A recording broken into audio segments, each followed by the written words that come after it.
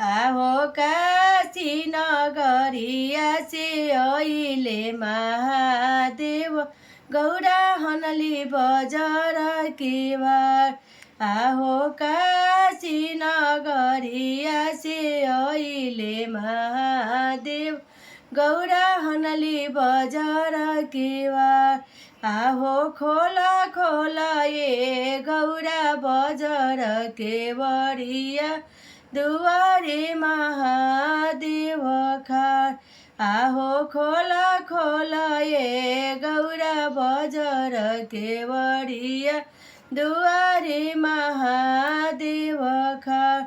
आहो कहल सुनल गौरा खोल बोझे कइली नयन झरा झरलो। आहो कहल सुनल गौरा खोल बोझे कइली नयन झरा झरलो।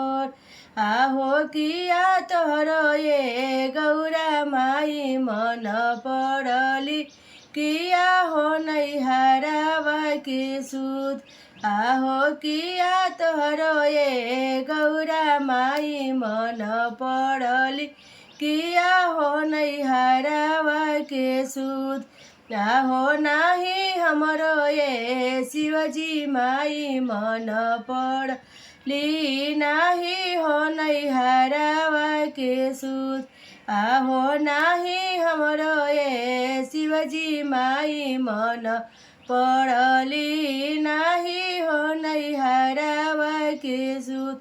आहो भंगिया पिसत शिवजी हाथावा दुखइले नयन झरा झरलो रे। आहो भंगिया पिसत शिवजी हाथावा दुखइले नयन झरा झरलो।